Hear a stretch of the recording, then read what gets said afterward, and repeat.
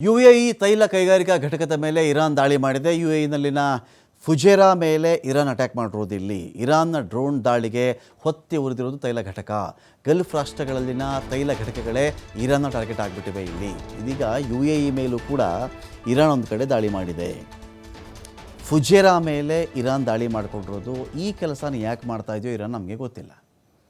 ದಡ್ಡತನಕ್ಕೆ ಇನ್ನೊಂದು ಹೆಸರೇನಾದರೂ ಇದ್ದರೆ ಅದು ಸದ್ಯಕ್ಕೆ ಇರಾನ್ ಅಂತ ಕಾಣಿಸ್ತಾ ಇದೆ. ಕಾರಣ ಇಷ್ಟೇ, ತನ್ನ ಸುತ್ತಮುತ್ತಲ ಇರುವ ತನ್ನ ಧರ್ಮದವರ, ತನ್ನ ನೆರೆಹೊರೆಯವರ, ತನಗೆ ಯಾವತ್ತೂ ಆಶ್ರಯ ಕೊಡ್ತಾ ಇದ್ದಂತಹ, ಆಸರೆಯಾಗಿದ್ದಂತಹ ದೇಶಗಳ ಮೇಲೂ ಕೂಡ ಇರಾನ್ ಈ ಥರ ದಾಳಿ ಮಾಡೋಕ್ಕೆ ಕೂತ್ರೆ ಏನು ಕಥೆ?